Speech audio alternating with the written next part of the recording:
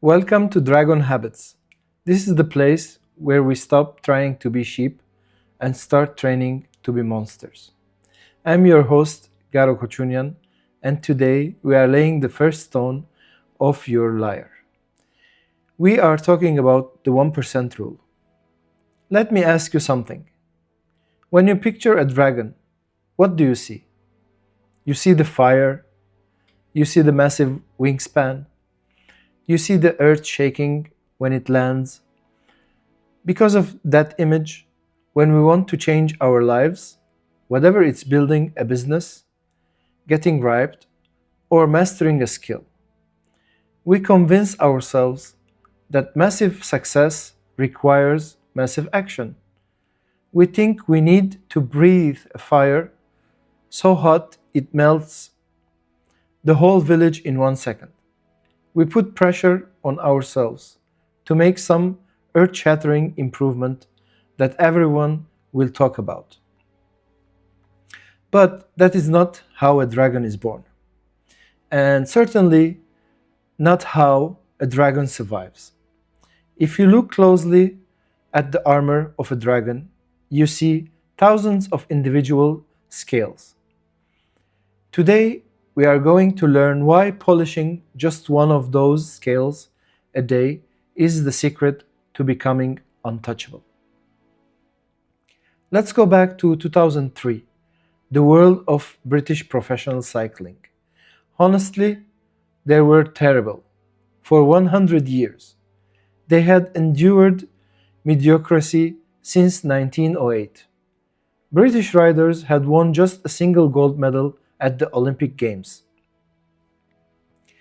They were so underwhelming that a top bike manufacturer in Europe actually refused to sell bikes to the team because they were afraid it would hurt their brand. Think about that for a second. They were so bad, the equipment sponsors didn't want to be seen with them. Then, they hired a man named Dave Brailsford. Dave didn't come in and say, "We need to train 10 hours more a day."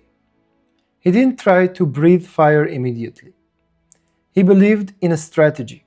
He called the aggression of marginal gains. The philosophy was simple. If you broke down everything that goes into riding a bike and then improved it by just 1%, you will get a significant increase when you put them all together. So what did they do? They didn't just ride harder. They looked at the tiny scales. They redesigned the bike seats to make them more comfortable. They rubbed alcohol on the tires for a better grip. Can you imagine that? They hired a surgeon to teach riders the best way to wash their hands to avoid catching a cold. They even painted the inside of the team truck white. Why, you say? So they could spot little bits of dust that might degrade the performance of the finely tuned bikes. This sounds ridiculous, right? They sound like things don't matter. But here is what happens when you stack tiny scales on top of each other. Just 5 years later, at the Beijing Olympics, the British cycling team won 60% of the available gold medals in that category. 4 years after that, in London, they set 9 Olympic records.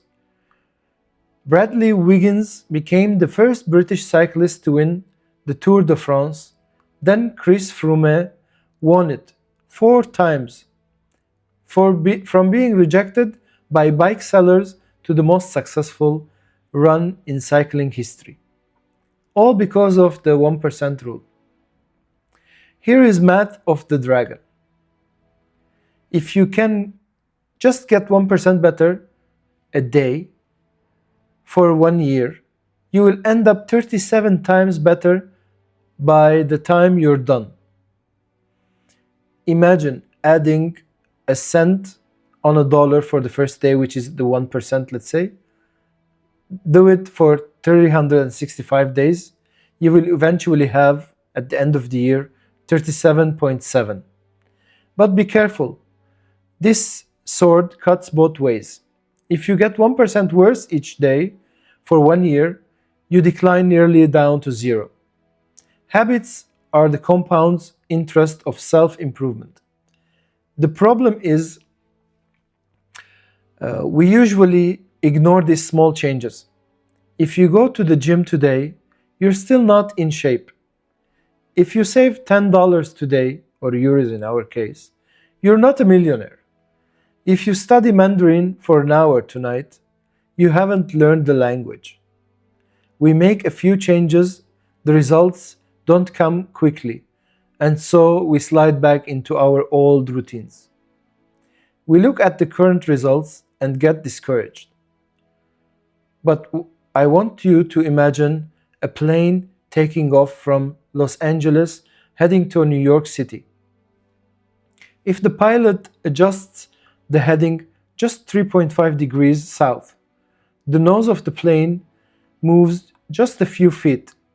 You wouldn't even notice it in your seat. But across the entire United States, that tiny shift means you land in Washington, D.C. Not New York.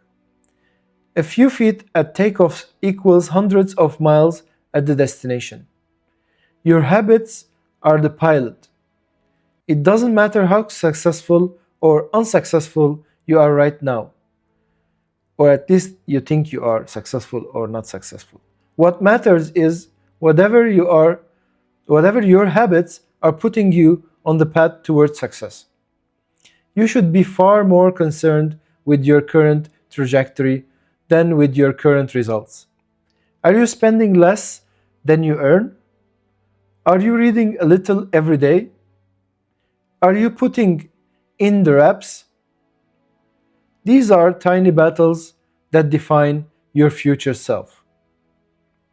Your outcomes are a lagging measure of habits. Your net worth is a lagging measure of your financial habits. Your weight is a lagging measure of your eating habits. Your knowledge is a lagging measure of your learning habits. You get what you repeat. So here is your mission for this week. Stop looking at the horizon. Stop obsessing over the hoard of gold at the end of the journey. Look down at your armor. Look at the scales. Find one more thing you can improve by 1% today.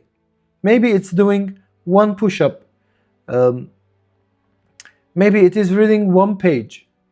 Maybe it's drinking one glass of water instead of soda.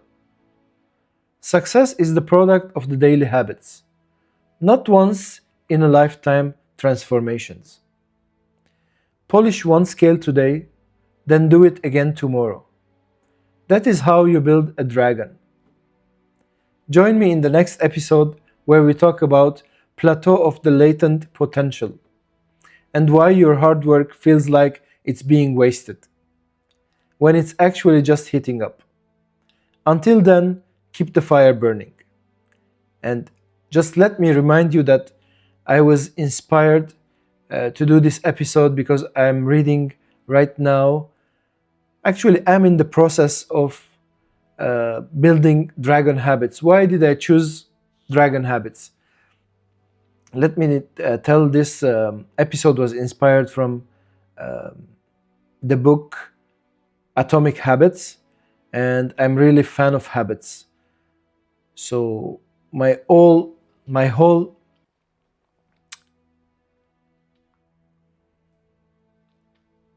So what is happening now is that I'm also in the process of changing my habits into better, and I want to share it with you because in the end of the day, I feel more obliged to do things and more open to change my habits once I'm committed, once I know that I'm putting myself out there.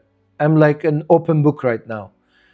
I'm trying to change myself because I know many people are in my position where I was yesterday, when I am today, trying to change, but they don't know where to start. 3 months ago or 4 months ago, I've quit smoking after like 30 years of smoking. So, hooray for that. I want to continue that. That's why I think and I believe really that habits are the most important thing in a person's life. And to say why I chose dragon habits specifically, because I was checking about dragons, not something that we are familiar with like our pets or any other beast that we already know about and they are real. This mythic creature, the dragon, it has a long history, and we see many movies about that.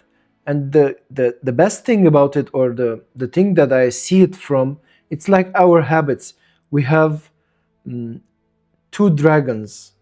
In the mythical world, also, there is a Eastern and the Western dragon. The Eastern dragon lives in the water, and it's more like prosperity, uh, and they believe that it brings good stuff, good nature. But in the Western world, the dragon is an evil which bursts fire, flames from its mouth, and we have to kill it to get results. To kill the dragon to save the princess from the cave. They live in the dungeons. They need to be tied up. You cannot release them, or they will destroy everything. So there is this balance between Eastern and Western. It's exactly the same like our habits. When we are doing habits that they benefit us, like in the Eastern version of the dragon, mythical dragon, they give us prosperity, they give us good results, benefits, hope. We see good stuff, pure stuff. But on the other hand, our bad habits is like the Western version of the dragon. It need to be killed. It's something that needs to be get rid of. But eventually, they are both the same. It's us. We are the dragon. So I want to become a dragon to know myself that I already have these two habits, two dragons inside me, and they are fighting each other on a daily basis. And I want to feed the Eastern dragon to become better and to give me more possibilities to achieve whatever I want to achieve in my life. So this is the whole idea of the dragon habits. I hope you benefit from this episode. If you do, please leave me a comment, because I'm just like you, struggling on daily basis and improving my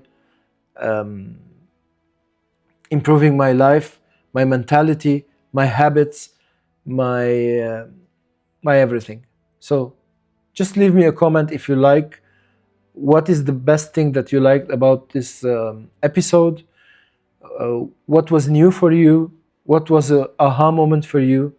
And if you have any other comments, just send me a text in private. If you don't want to share publicly, send me a text. I'm very social, and see you in the next episode. Bye bye.